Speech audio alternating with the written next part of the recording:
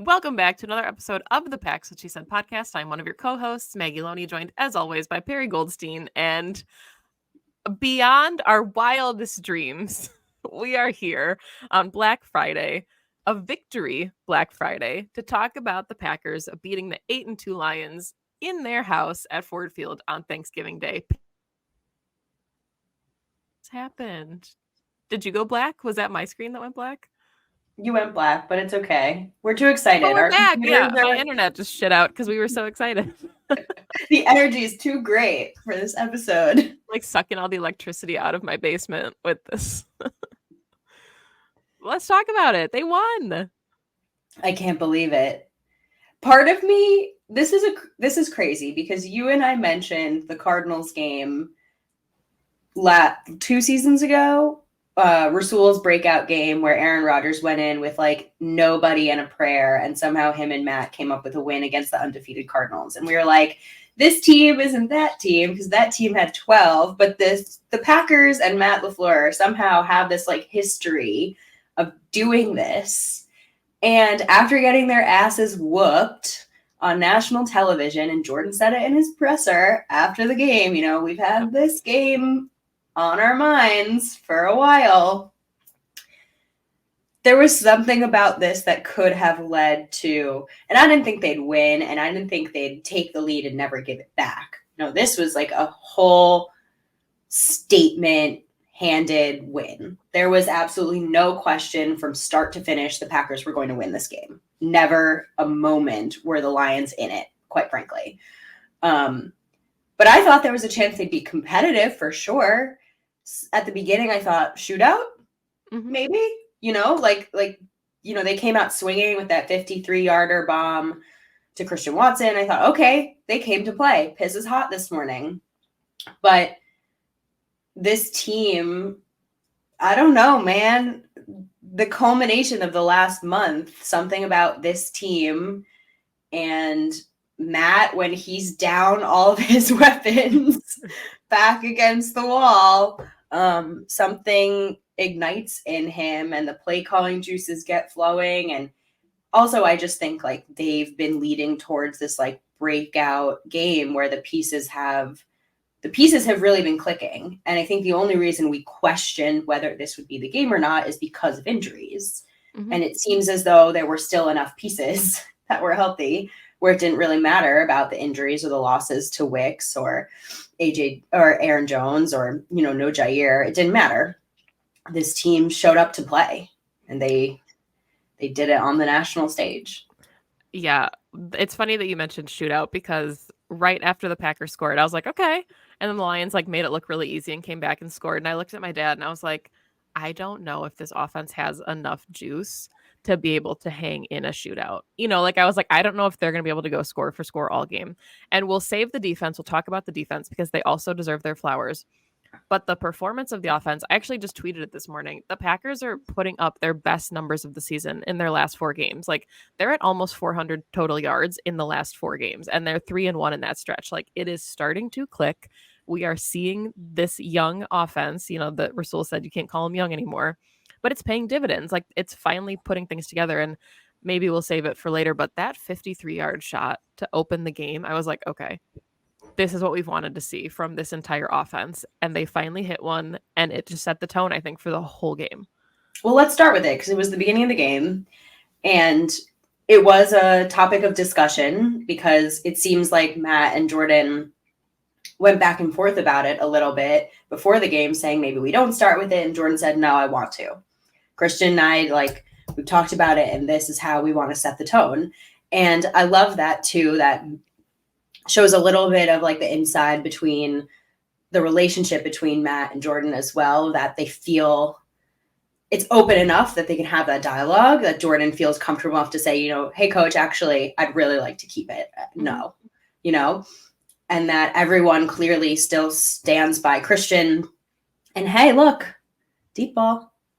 And say what you want. Obviously was a little bit underthrown. Don't care. He got up, got it. Double coverage. Like it was. Double coverage, yeah. And look, 53-yard bomb to Christian Watson running full speed. Like you have to mega overthrow that to that dude for it to not be a little bit underthrown. So, and it was caught. I don't care. And it really did set the tone because, like I said before, Packers went up, grabbed the lead, and never handed it back. And that's something that they haven't done yet this season. They have grabbed leads before and they've given them back and gotten fourth quarter leads, and then they've lost them and not been able to get them back. And they've lost games that way. And this was a very definitive statement of saying, actually, this is our game and we're winning. And it got close at the end, but I think that last touchdown was a very much like a garbage time touchdown. It was 40 seconds left on the clock and it didn't matter. They won by 2 scores against the Lions in my mind. And it all started with that 53-yard bomb. Yeah, and it's nice to see those confidence building moments too, because, we always joke on Twitter, right? Oh, this player read the tweets, but Devontae Adams, people came out and said no, 9 is the guy. You need to just, and I think it was Ross Uglum who posted some clips of it, but it's the Packers went back to everything that had been clicking for the offense. They had just suddenly put Watson in this box of he's only going to run go routes, and that wasn't working, and we saw it not work. So yes, you open up with the shot for 53 yards and it does connect, but then you see him running some of the intermediate mesh stuff for 7-8 yards at a time, and it's okay, this opens up your entire offense when you don't have a receiver becoming one-dimensional. Yeah, you get him on the crossers, he pulls defenders with him, right? So even if he's just a decoy, you pull him across the field, you open up an entire half the field because defenders have to trust it. They have to move with him. He's an incredible blocker. I'm pretty sure he had one of the key blocks on the Jaden Reed end around. Mm-hmm. He's just always in there when the Packers make big plays, even if he's not the one catching the ball. And recently he hasn't been the one catching the ball, but you knew it was coming. And especially in a game where you're missing some of your starters. And it was funny. I think my dad is the one that pointed it out, but they were using him in a lot of the ways that they typically use Luke Musgrave, which is funny because Luke's a tight end, but in some of, like you said, some of the mesh stuff, some of the seam stuff, and it's just because Christian can do it all. And it probably says a lot about the way that they see Luke Musgrave as well as this big kind of move, multi-dimensional tight end. But I just liked the way that Matt got to get creative with him. And finally, like you said, this team backs him and he needed this kind of confidence game. I think what makes it so interesting too is, and we kind of talked about it going into the season, the expectations for this offense. And still, we're 12 weeks into the season here. The Packers have played 11 games and they still don't have a receiver over 500 yards. Jaden Reed is close. He's got 497, but the distribution of the ball, everybody can come up and make a play. I know you want to talk about Tucker Kraft. I'm sure we will get there, finally getting his touchdown. But, Christian Watson, 350 yards, 3 touchdowns. Romeo Doubs, 433 yards on the season, but 7 touchdowns. Jaden Reed, almost 500 yards, 5 touchdowns. So even I know they didn't play, but guys like Dontavian Wicks, Malik Heath had a really nice game kind of filling in that spot duty. So the way that they're able to get all of their guys to step up and make plays, it doesn't necessarily matter. Christian Watson might still be a 1. Maybe Jaden Reed's your 1. We've talked about it on the show before. But this offense doesn't feel like it's predicated on needing a 1. And that's why I think it's working so well. It's fun watching them scheme up because a theme of this season has been, like you said, Jordan spreading the ball around to everyone. And that is something that Matt, I think, in his best games with Aaron Rodgers, that is what they've always done. That has been a theme, I think, of Matt's play calling is spreading the ball around to all of your playmakers, scheming them open.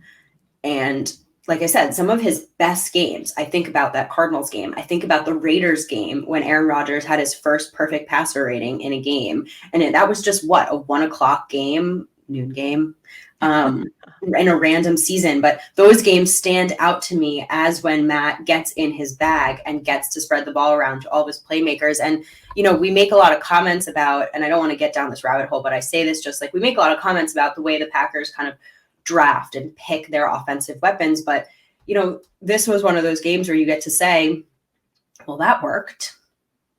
And again, you're right. Christian could end up being a 1. He was 6 yards shy of an 100-yard receiving game. Mm-hmm. And he only has, what was it? You said 350 on the season. He's missed like half the season. Right. So he could still very easily eclipse the 500, and he should, and still have, a great season receiving yards wise, but they might not need it because they have guys like Romeo Dobbs, like Jaden Reed, like Luke Musgrave, Tucker Kraft now, all the guys behind them, even their running backs, because I know you want to talk about the run game at some point, who are part of the receiving game. And it just doesn't matter as long as you're getting your total yardage and your touchdowns. That's it. But more importantly is the person who's getting them the ball. Right? Absolutely. He's the guy. He's the guy. He had 22 of 32, 268 yards. So not a 300-yard day, but that's okay because he had 3 tuds, no interceptions, no turnovers at all. Jordan Love, man. Look, he's you him. And I want to give us a little bit of a shout out because you and I have never been down on him. We have always said steady as it goes, uphill, step by step. He's been stacking these games for 4 weeks now. It's been 4 straight weeks of incremental improvements. And this was, let me introduce myself to you all, right? This was like on the national stage. Everyone and their mother literally is watching the afternoon Thanksgiving game. And he got to have his moment. And not everyone has their moment. We watched the Commanders get beat down by the Cowboys. Not everyone has their moment on Thanksgiving. Jordan Love had his moment and put the league on notice. And I think everybody noticed. I was talking to my dad about it like while the game was happening, and I was like, it's so funny to see like the national media and all the comments and all the the little mentions they were making all season. All of a sudden this game comes on and they're like, wow, look at him. Like all of a sudden we all want to talk about Jordan Love. And I again was talking to my dad about it, and it's like you can't just abandon Jordan and the Packers after a rough start to the season. We had said maybe they're a 10-7 kind of playoff team, but it's an evaluation year. You're evaluating your quarterback. And a lot of the hurdles they had in the beginning of the season, it was hard to get a true assessment of their quarterback. Well, now we're seeing the offense click and we're getting a true assessment of the quarterback, and it's a pretty damn good assessment. Yeah. You and I talked about this a little bit last night, and I think one of like the biggest things that I've noticed in the last month, because he hasn't necessarily changed all that much. Even when the offense wasn't working well, he was still going through his reads, not making like poor decisions, planting his feet, getting the ball out quickly. It was just a matter of like the receiver was in the wrong place or there were a lot of drops. Like there were reasons why things weren't moving. They still don't have a run game, and I think we're going to get there. The blocking up front has been better. He's just getting way more comfortable out there. Like the game has obviously just slowed way down for him. You can just see his processing speed is way up. He's able to get through his reads way faster. I think his ability to get the ball out with pressure in his face has gotten, think about his very first start against the Chiefs versus what he's able to do now with an Aiden Hutchinson or a Khalil Mack in his face. Night and day. And so you said it. You abandon a guy after like a handful of starts? No, half a season. And look at the improvements simply because he just needed the reps.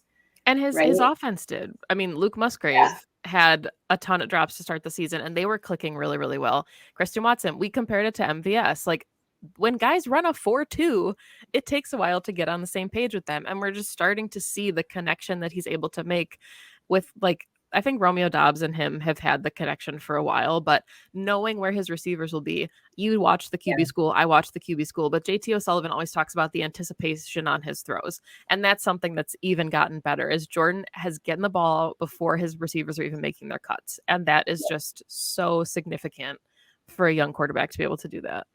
Yeah, and you said it, you're not always going to be able to do that if you don't have that yet with your receivers. Yeah, I think also yesterday, we're recording this Friday, like Maggie said, it was also, he threw into some tight windows. I'm not sure he's definitely the kind of quarterback, and we've seen it, where he's not afraid to throw into double coverage, but it hasn't always been worse. Yeah, it's been a little bit of like a YOLO in the last couple of games, whereas this game, it was less YOLO and more, I'm going to thread this, right? It felt more calculated. It felt more like I can control where this ball is going to go. And again, like these improvements matter. Those little like YOLO versus thread the needle, those matter because that Jaden Reed touchdown, I mean, that was clearly some kind of like route running mistake, but it didn't matter because their quarterback could get the ball in where only Jaden Reed could catch it, and it was a touchdown. So, damn, Jordan just looks, he was shredding. He looked so good. I know. It's so fun to see him have his moment because we talked about like the emotional side of football, the optimistic side of being a fan, and like the expectation as Packers fans is always good quarterback play.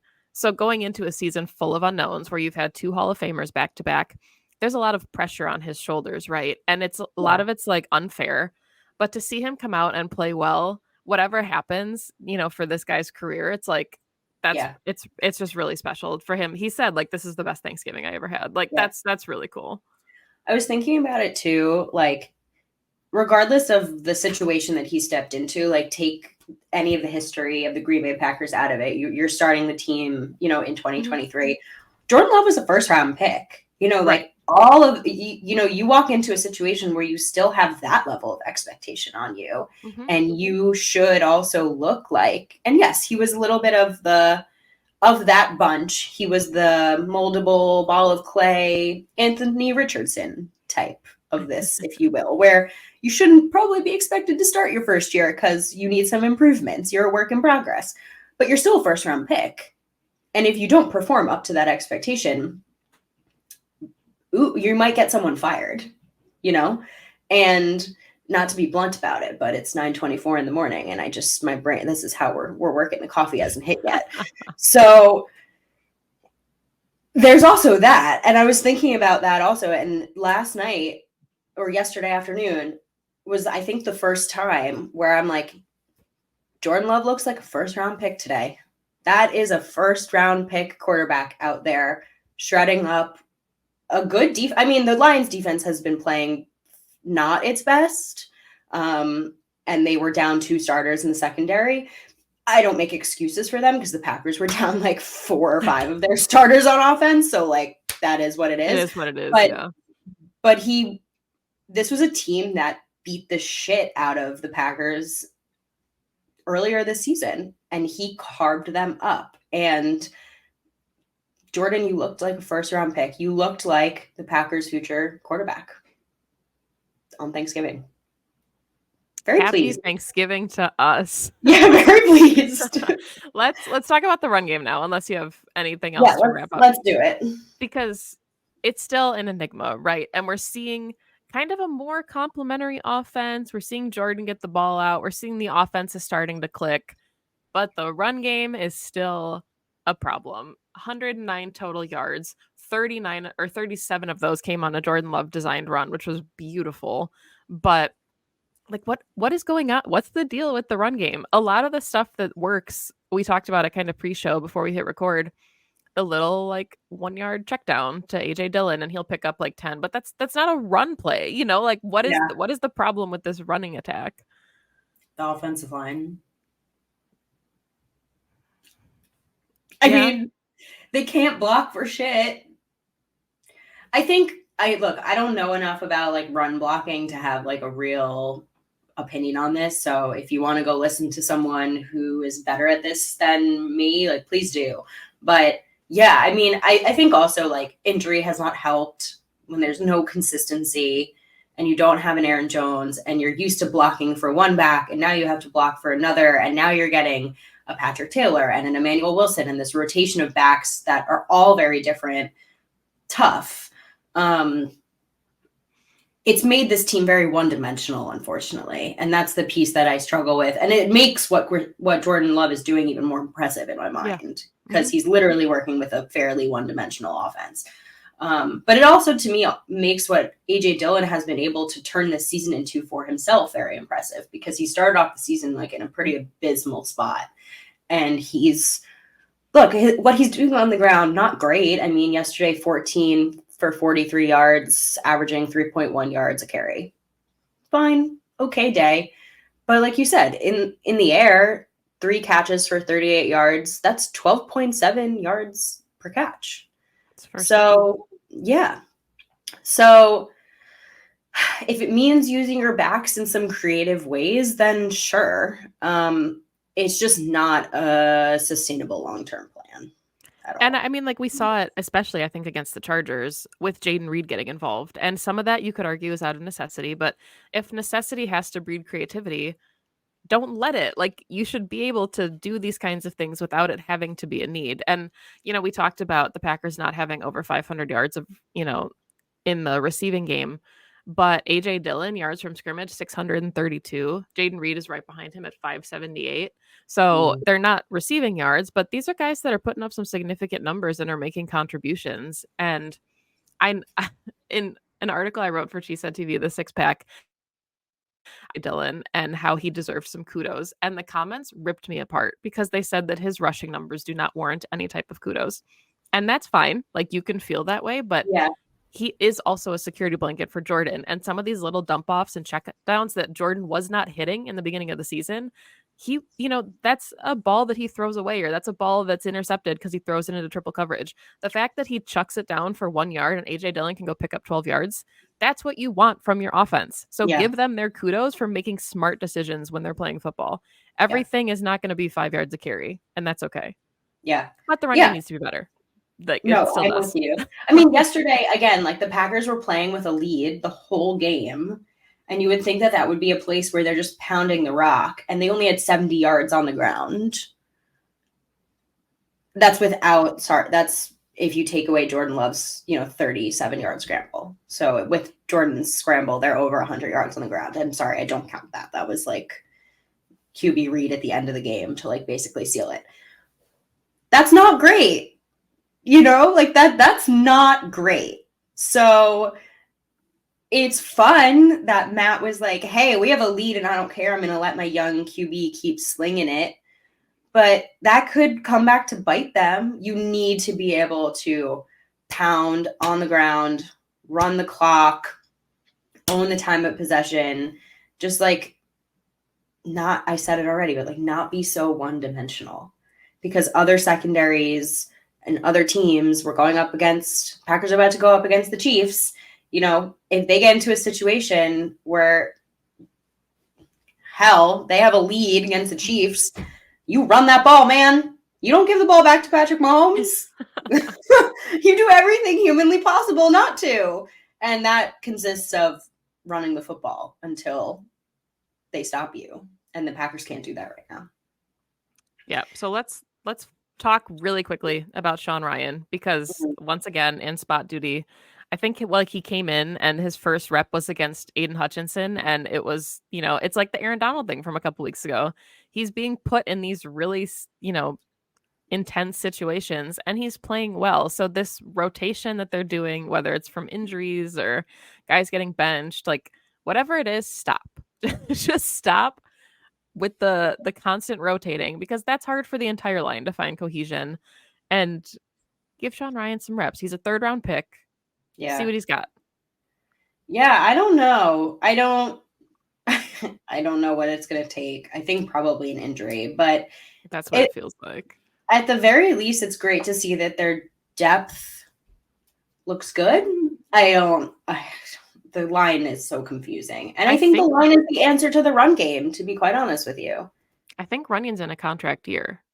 So I think some of these guys, it's maybe and that's, it's going to derail the show, so we don't have to get into it. But it feels like, for better or worse, sometimes the Packers are so adverse to making changes in season. And they're like, oh, well, Runyon's going to be the guy next season. And it's like, well, that doesn't help you in season when you could be making these adjustments, like with Keyshawn Nixon and punt returns last year. But that's a rabbit hole for a different day. Yeah. Let's talk about the defense, because the defense also gets their flowers for not having Jair and not having Devondre Campbell and who else? Rudy Ford, Darnell Savage, and their we said it pre-show, right? Secondary. They read your tweets and they weren't happy about it. And they played I great. mean, first of all, Rashan Gary. 3 sacks, 2 forced fumbles. Did you know that going into this game, Rashan Gary and Aiden Hutchinson had like identical stat lines? That's crazy because I feel like Aiden Hutchinson gets so much, like, And fanfare. Hutchinson's on the field like 90% of their snaps, which is insane. Yeah. Like I feel like that's not sustainable. And Rashan Gary is Rashawn's a doing it. beast. And Rashawn's doing it in like 47% of defensive I snaps. believe it. Rashan Gary's amazing. Rashan Gary is like defensive player of the year level talent without people understand, like seeing it.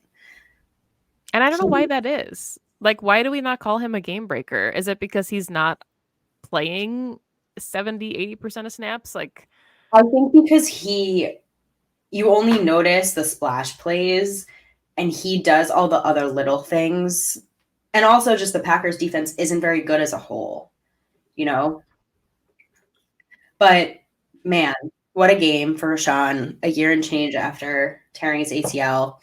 Deservedly got the game ball for Matt LaFleur, cried again in the locker room because he's an angel. I love him so much. But again, I think in tandem with the offense starting to put things together, you're seeing the guy, Rashan put things together and starting to wreck games. And the Packers have gone up against a number of elite pass rushers who have single-handedly wrecked games for them. And I feel like Rashan was that for the Lions in this game. He just really single-handedly said, "Oh, only depth in our secondary? No problem, guys. I got it." I'll make it easy for you today. Yeah. And Jonathan Owens, you wanted to talk about him too. I mean, Jonathan Owens, led the team with 12 tackles. Really was flying all over the place. He picked up the forced fumble and had the foresight to run it in for the touchdown because he didn't hear the whistle. And luckily the refs got this one right. Yeah, everyone stepped up. Anthony Johnson Jr., 8 tackles. Corey Ballantyne, Isaiah McDuffie. Having Quay back is so nice too. Look, this defense, my issue with this defense has never been with the players. It has always been with the scheme. Right. But I do love, again, when the opportunity presents itself to see that the depth can rise up and make big plays. And they did in this game. They made so many big plays that it really turned the tide and allowed the offense to capitalize, to score points, and to never give the lead back. I think you could argue this was Lucas Van Ness's best game as a pro. I thought he played exceptional. He even got downfield for a couple tackles. Carl Brooks having a forced fumble, like the depth in some of the later rounds that Goody's able to find. Anthony Johnson Jr., you said it, 8 tackles already. I thought he played great. I think you're looking at one of your starters at safety next year, potentially. Yep. So just a really impressive game from the defense. And really quickly before we wrap, go ahead. Kenny pushing that offensive lineman back to the moon. Oh my God, my family was screaming on the couch. Actually, I think that might have been the play that we got up for. We were like, look at Kenny. But no, really quickly before we wrap this up, I was just going to say something that, I really want to mention is the penalties, because that was a knock against this offense and this defense, honestly. Quite frankly, the whole team was the self-inflicted wounds. They would have been in so many more games, and I think they could have won a handful more of these games if they weren't repeatedly shooting themselves in the foot. And we've seen it. They've cleaned things up. They've won the turnover battle. They're protecting the football. And we said the easy things look hard and the easy things don't look hard anymore. And I think that's my biggest takeaway from the last couple weeks is that they finally are just take a deep breath. They're doing the little things right. And it's compounding into these big moments where they're actually winning football games. It is. Wow. Final thoughts? This was a good one. I mean, Aaron Nagler tweeted about it, right? He said, if they win this, we're going to tell our grandkids about it.